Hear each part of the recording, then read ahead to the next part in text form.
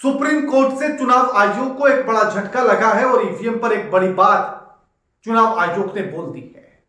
तो अब आगे क्या होगा? नमस्कार, मैं आपके साथ के राणा, न्यूज संवाद देख रहे हैं आप। मामला सुप्रीम कोर्ट में चल रहा था। एटीआर ने याचिका लगाई थी और उसी पर सुनवाई करते हुए जो सुप्रीम कोर्ट ने कहा उससे एक बड़ा झटका चुनाव आयोग को लगा है और ईवीएम पर एक बड़ी बात सुप्रीम कोर्ट ने कह दी है। आखिर वो बड़ी बात क्या है वो सुनिएगा। सुप्रीम कोर्ट मंगलवार को ईवीएम को लेकर उसके वेरिफिकेशन के लिए पॉलिसी बनाने की मांग वाली एसोसिएशन फॉर डेमोक्रेटिक रिफॉर्म्स यानी कि एडीआर की याचिका पर सुनवाई कर रहा था। और सुनवाई करते हुए एडीआर ने याचिका में यह कहा कि ईवीएम के वेरिफिकेशन के लिए चुनाव आयोग की तरफ से जो स्टैंडर्ड ऑपरेटिंग प्रोसीजर यानी कि एसओपी बनाया गया है वो सुप्रीम कोर्ट के फैसले 2024 के अप्रैल के महीने के दिए हुए फैसले से मेल नहीं खाता है। और इसी को लेकर फिर से जब सुनवाई हुई और सुप्रीम कोर्ट ने जो कहा उससे एक बड़ा झटका चुनाव आयोग को लगा है। सीजेआई संजीव खन्ना साहब और जस्टिस दीपांकर दत्ता की बेंच ने चुनाव आयोग को निर्देश दिया, कहा कि सुनवाई की प्रक्रिया जब तक पूरी न हो ईवीएम का डेटा न तो डिलीट किया जाए और न ही रिलोड किया जाए। और इसमें कंफ्यूजन भी हो गया था चुनाव आयोग को, जिसको लेकर सुप्रीम कोर्ट ने क्या कहा वो भी सुनिएगा। 26 अप्रैल 2024 को सुप्रीम कोर्ट ने एक फैसला सुनाया था और वो फैसला उसमें 3 निर्देश चुनाव आयोग को दिए गए, जिनमें से पहला था कि सिंबल लोडिंग प्रक्रिया के पूरा होने के बाद इस यूनिट को सील कर दिया जाए। सील की गई यूनिट को 45 दिन के लिए स्ट्रांग रूम में रखा जाए। इलेक्ट्रॉनिक दूसरा जो पॉइंट था वो यह था निर्देश कि इलेक्ट्रॉनिक मशीन से पेपर स्लिप की गिनती के सुझाव का परीक्षण किया जाए। तीसरा था यह भी देखा जाए कि क्या चुनाव निशान के अलावा हर पार्टी के लिए बारकोड भी हो सकता है या नहीं हो सकता है। सीधा कहा था कि जो ईवीएम इस्तेमाल होनी है उनमें पार्टियों के सिंबल को लोड किया जाए, उनको सील कर दिया जाए और स्टोर रूम में रखा जाए। लेकिन इसकी कहानी को चुनाव आयोग ने उल्टा ही समझ लिया।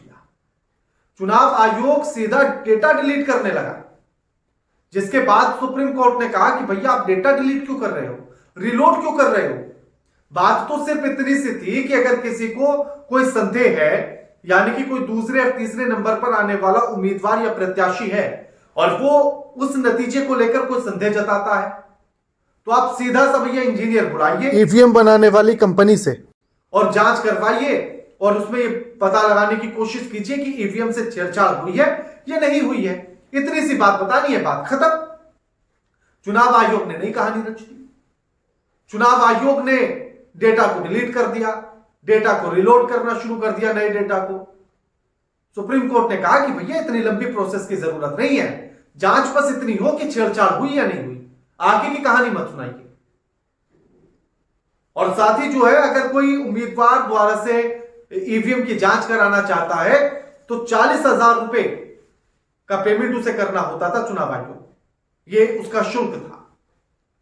सुप्रीम कोर्ट ने कहा कि शुल्क बहुत ज्यादा ले रहे हैं, इसे भी कम करने पर विचार किया जाए। अब आगे की कहानी सुनिए। तो जब सीजेआई खन्ना साहब ये कहते हैं कि सुनवाई की प्रक्रिया पूरी होने तक ईवीएम से कोई भी डेटा डिलीट न किया जाए और नहीं रिलोड किया जाए, यानी कि अगर किसी ने कोई शक जता दिया है तो आप उसको उन वाली ईवीएम को और स्टोर करके रख लो और उनके साथ कोई छेड़छाड़ मत करो, ना तो उस डेटा को डिलीट करो जब तक सुनवाई पूरी ना हो जाए और ना ही रिलोड करो। लेकिन ऐसा हो नहीं रहा था। सीजेआई खन्ना ने यह भी कहा कि चुनाव आयोग के वकील एडवोकेट मनिंदर सिंह से कहा कि अप्रैल 2024 में एडीआर वर्सेस इलेक्शन कमीशन के केस में दिए गए फैसले का यह मतलब नहीं था कि ईवीएम से चुनाव का डेटा डिलीट किया जाए या रिलोड किया जाए। उस फैसले का मकसद यह था कि चुनाव होने के बाद ईवीएम मैन्युफैक्चरिंग कंपनी का कोई इंजीनियर मशीन का वेरिफिकेशन करे, उसे वेरीफाई करे, उसे चेक करे, बात खत्म हो जाती है। लेकिन ऐसा नहीं हो रहा था और ये पूरा मामला इसलिए था कि एडीआर ने कहा कि जो अप्रैल के महीने में सुप्रीम कोर्ट ने जो फैसला सुनाया है उसके मुताबिक चुनाव आयोग पूरे काम नहीं कर रहा है, उसमें कुछ ना कुछ तो गड़बड़ी है, कुछ ना कुछ तो मनमानी है, यानी कि जो गाइडलाइंस तय की गई थी उनके हिसाब से काम नहीं हो रहा है। और इसी को लेकर चुनाव आयोग से जो है कहा गया कि वेरिफिकेशन के वक्त न तो कोई ईवीएम में यानी कि वेरिफिकेशन चल रहा है, आपको चेक करना है, तो सामने वाले को ये मत दिखाइए कि देखिए हमने डेटा डिलीट कर दिया है, हम इसको रिलोड करके आपको दिखाते हैं कि ऐसा नहीं होता है जैसा आप बता रहे हैं। अब आप रिलोड करके दिखाएंगे पुराना डेटा डिलीट हो जाएगा। तो कहा कि ऐसा मत कीजिए, इतनी लंबी कहानी मत बताइए, बस उसको जांच करके ये बताइए कि उसके साथ कोई छेड़छाड़ हुई या नहीं हुई। फिर से आपको उसको रिलोड करना, फिर से उसकी जांच करने के चक्कर में मत पड़िए, इतनी लंबी कहानी सुनाने की जरूरत नहीं है। और साथ ही जो एडीआर है उसने ये भी कहा कि ईवीएम की वंट मेमोरी और सिंपल लोडिंग यूनिट की जांच की अनुमति होनी चाहिए। अब इसमें आप वंट मेमोरी क्या होती है वो भी समझ लीजिए। ईवीएम के डेटा को सुरक्षित रखता है, इसका मतलब यह होता है कि प्रोग्रामिंग चरण पूरा होने के बाद मेमोरी को स्थायी रूप से लॉक कर देना, इससे उसके साथ किसी भी तरह की छेड़छाड़ नहीं हो पाए। यह डेटा 10 साल तक से ज्यादा तक के लिए भी स्टोर रह सकता है, यानी कि 10 साल तो मिनिमम मान के चलिए कि आप डेटा को स्टोर करके इसमें रख सकते हैं। चुनाव आयोग के मुताबिक ईवीएम में जिस प्रोग्राम यानी कि सॉफ्टवेयर का इस्तेमाल होता है वो वन टाइम प्रोग्रामेबल होता है, यानी कि मस्ट चिप के तौर पर वंट होता है, यानी कि आप उसमें केवल एक ही बार जो चिप मेमोरी कार्ड लगाया जाता है, जो मेमोरी लगाई जाती है वो केवल एक ही बार काम करती है, जो उसका सॉफ्टवेयर है, उसके बाद वो किसी काम की नहीं रहती। तो one time programmable must chip के तौर पर वंट होते हैं ताकि उसे बदला ना जा सके और नहीं उसमें कोई छेड़छाड़ की जा सके। अब सुप्रीम कोर्ट ने चुनाव आयोग को क्या निर्देश दिया? संजीव खन्ना की अध्यक्षता वाली बेंच ने चुनाव आयोग को निर्देश दिया कि वेरिफिकेशन के दौरान ईवीएम का डेटा न तो मिटाया जाए और न ही रिलोड किया जाए।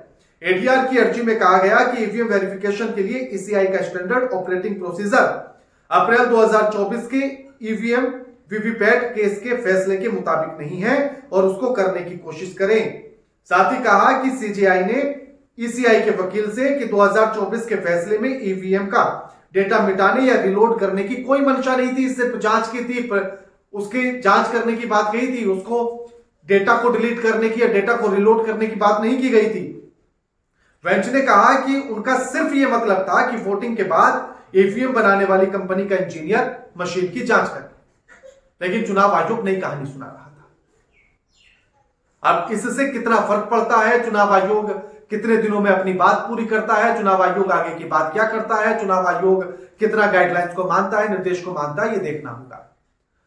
बाकी आप इस फैसले को लेकर सुप्रीम कोर्ट के क्या कहना चाहते हैं कमेंट करके जरूर बताइए। वीडियो लाइक कीजिए, शेयर कीजिए और चैनल को सब्सक्राइब करना मत भूलिएगा। नमस्कार।